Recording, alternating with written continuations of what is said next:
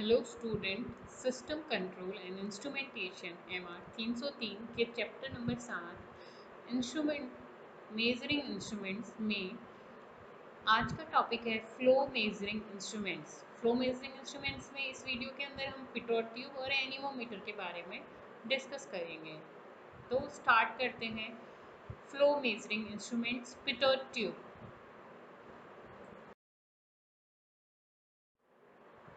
Pitot tube जो होती है उसको किसी भी फ्लो की या लिक्विड की वेलोसिटी को मेज़र करने के लिए काम में लिया जाता है। एक पाइप होता है जिसके अंदर से कोई लिक्विड फ्लो कर रहा है, गैस फ्लो कर रही है, उसके उसके साथ दो ट्यूब लगाई जाती हैं। एक ट्यूब जो होती है वो 90 डिग्री से बैंड ट्यूब होती है, उसको हम पिटोट ट्यूब बोलते हैं, और एक सिंपल ट्यूब होती है। तो जो सिंपल वाली ट्यूब होती है उसमें जो फ्लो फ्लो जो जो लिक्विड है उसका तो लेवल थोड़ा कम होगा, और जो बैंड ट्यूब होगी क्योंकि वो बैंड है तो उसमें ज़्यादा वेलोसिटी से लिक्विड जा रहा है, तो उसका जो वेलोसिटी जो लिक्विड का जो लेवल होगा, कहाँ तक उस ट्यूब में लिक्विड पहुँचा है, वो लेवल थोड़ा ऊंचा होता है और दोनों की हाइट में फिर डिफरेंस आ जाता है। तो जो सिंपल वाली ट्यूब है उससे हम स्टैटिक प्रेशर मेज़र कर लेंगे, और जो बैंड ट्यूब है मतलब पिटोट ट्यूब है उससे हम डायनेमिक प्रेशर को मेज़र कर लेते हैं। तो जो पिटोट ट्यूब है उसका नाम पिटोट ट्यूब इसलिए पड़ा क्योंकि उसकी जो इन्वेंशन था वो एक हेनरी पिटोट साइंटिस्ट का नाम था, उसने की थी, इसलिए इसका नाम पिटोट ट्यूब है। तो pitot tube is basically a band tube at 90 degree. This is used to measure the velocity of flowing liquid, or to measure the discharge or flow rate of a flowing liquid. Pitot tube is a device used to measure the fluid flow measurement, invented by Henry Pitot, जो कि French का कोई scientist था। Pitot tube also called a differential pressure measuring device, क्योंकि जो दोनों tube जब ऊपर लगी है ना, उनके उनके जो लिक्विड के प्रेशर को मेज़र करने के लिए यहाँ पे मैनोमीटर लगाया जाएगा, और जो मैनोमीटर होता है वो इन दोनों का डिफरेंशियल प्रेशर मेज़र कर देगा। डिफरेंशियल प्रेशर को हम फ्लो की वेलोसिटी वाले फॉर्मूले में रख देंगे, तो उससे हमें उस लिक्विड का फ्लो या फिर उस लिक्विड की वेलोसिटी फाइंड हो जाएगी।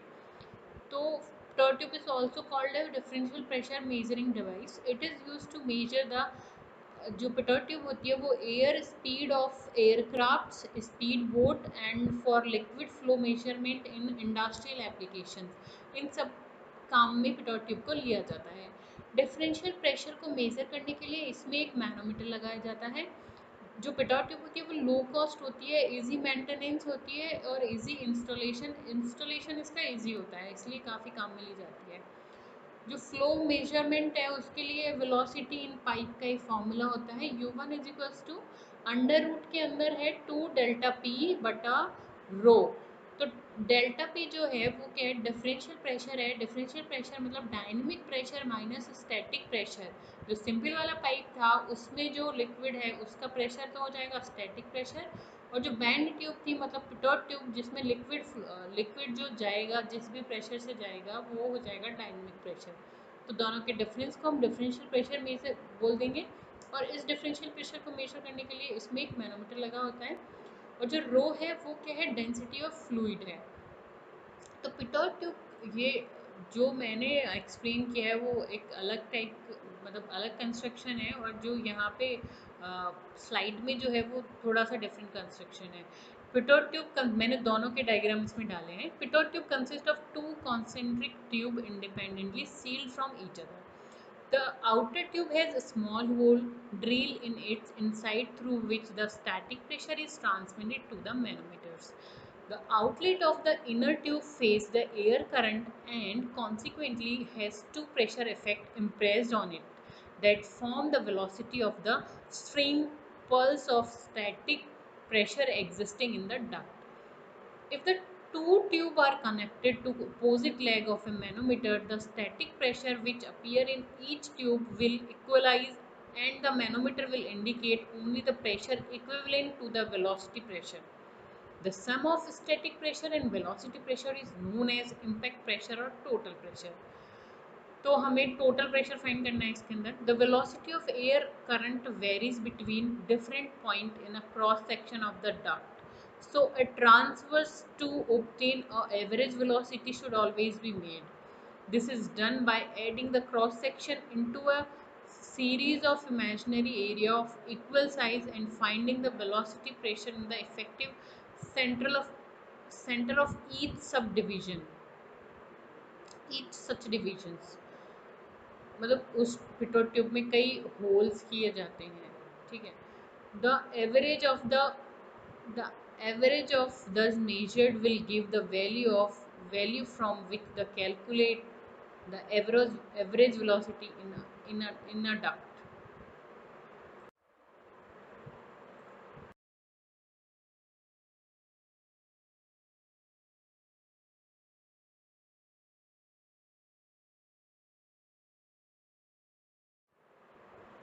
पिटोट नलिका।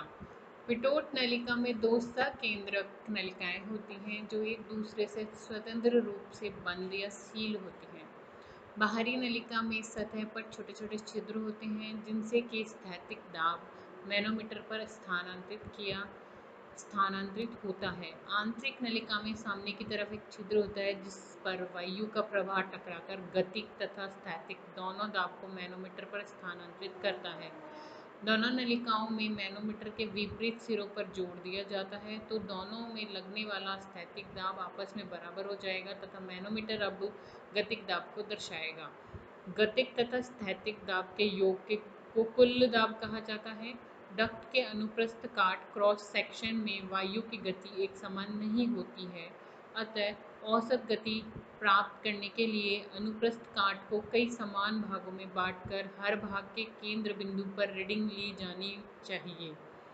इस तरह से प्राप्त रीडिंग का औसत निकालकर ही वायु की औसत गति प्राप्त की जा सकती है।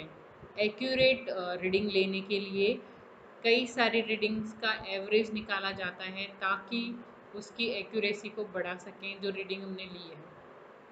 गोल डक्ट होने पर अनुप्रस्थ काट को एक मध्य क्षेत्र में तथा 4 बराबर क्षेत्र की रिंग में विभाजित कर लिया जाता है। पिटोट नलिका को हर समान क्षेत्र की त्रिज्या पर रखकर हर क्षेत्र की एक गतिक दाब निकाला जा सकता है। इन गतिक दाबों के औसत मान को डक्ट के क्षेत्रफल से गुणा करके प्रवाह दर को ज्ञात किया जा सकता है। इन बिंदुओं के में स्थित त्रिज्या R त्रिज्या वाली डक्ट में 0.316 R, 0.548 R, 0.707 R, 0.837 R तथा 0.949 R पर होगी। जो होल हैं वो इस रेडियस पे बनाए जाते हैं। इन रीडिंग्स को डक्ट के मध्य रेखा के दोनों तरफ से लिया जाना चाहिए। तो इन जो त्रिज्या जो दी हुई है इन पे इन होल्स पे रख के हम जो पिटोट ट्यूब है उससे रीडिंग ले लेंगे और सभी का, ये हम गोल डक्ट की बात कर रहे हैं, और सभी का औसत निकालकर जो औसत फ्लो की गति होगी, वेलोसिटी होगी, उसको फाइंड किया जा सकता है सभी रीडिंग्स का औसत लेके। एनीमोमीटर। जो एनीमोमीटर होता है उसको हवा के फ्लो को या एयर के फ्लो को मेज़र करने के काम में लिया जाता है। An anemometer can be used for finding the air velocities in duct or grill outlets. An anemometer contains a miniature wind wheel, small wind wheel which revolves on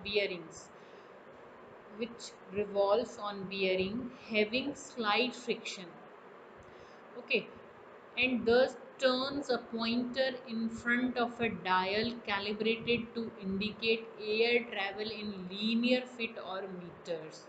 एक डायल होता है जिसमें मीटर्स में रीडिंग दी हुई होती है, तो जितना जो फैन घूमता है हवा के कारण उसको हम पॉइंटर के थ्रू फीट और मीटर में मेज़र कर लेते हैं। It must be used in connection with a timepiece, preferably a stopwatch. इसके साथ डायल के साथ हमेशा एक स्टॉप वॉच या टाइम पीस कनेक्टेड होता है। Digital anemometers directly give air velocity. जो डिजिटल एनीमोमीटर्स होते हैं वो डायरेक्टली रीडिंग दे देते हैं हवा के वेग की। Anemometer is a useful tool for comparative readings, but it is not adapted for very high velocities or extreme accuracy. तो हम एनीमोमीटर से जब एयर की फ्लो को मेज़र कर लेते हैं तो हम ये नहीं बोल सकते हमने हाईली एक्यूरेट एयर के वेलोसिटी को मेज़र किया है या फ्लो को मेज़र किया है, कुछ त्रुटि हो सकती है। An anemometer should be calibrated frequently since the conditions of the bearing affect the indications and since the instrumentation is easily damaged by rough handling।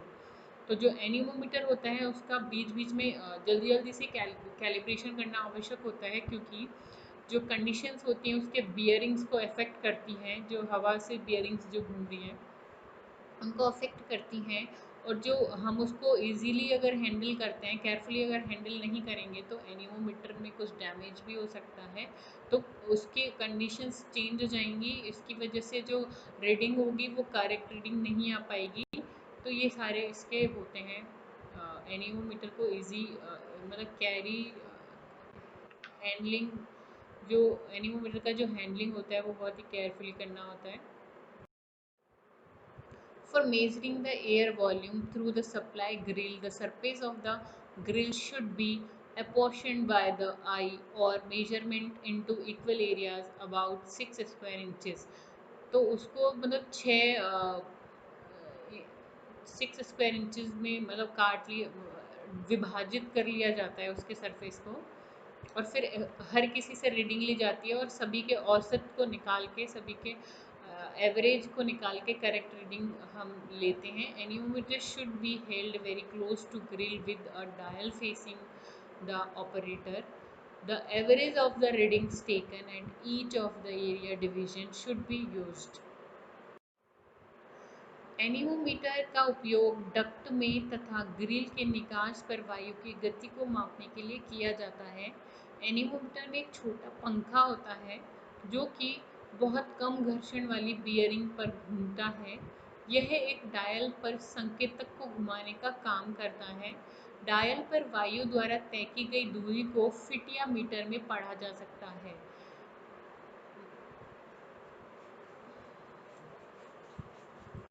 Dial पर वायु द्वारा तय की गई दूरी को फीट या मीटर में पढ़ा जा सकता है। जब डायल जिस तरीके से फैन हवा की वजह से जितने भी घूमेगा, जितने भी चक्कर लगाएगा, उसको हम डायल के अंदर मीटर या मीटर में मेज़र कर लेंगे, फिट में या मीटर में पॉइंटर उसको दर्शा देगा। एनीमोमीटर को घड़ी के साथ काम में लिया जाता है।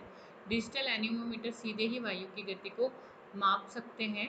एनीमोमीटर को तुलनात्मक रीडिंग के लिए काम में लिया जा सकता है, मगर इन्हें बहुत ज़्यादा गति तथा एक्यूरेसी के लिए काम में नहीं ले सकते। एनीमोमीटर का अंशांकन जल्दी जल्दी करना होता है क्योंकि बियरिंग की अवस्था रीडिंग को प्रभावित करती है तथा सही इस्तेमाल न होने से भी उपकरण में जल्दी खराबी होने की आशंका रहती है। ग्रिल पर वायु का आयतन ज्ञात करने के लिए ग्रिल की सतह को लगभग 6 वर्ग इंच के बराबर क्षेत्रफलों में बांट लेना चाहिए। हर क्षेत्रफल के मध्य में रीडिंग ली जानी चाहिए। एनीमोमीटर को ग्रिल के बहुत पास रखा जाना चाहिए तथा डायल का मुंह ऑपरेटर की तरफ होना चाहिए।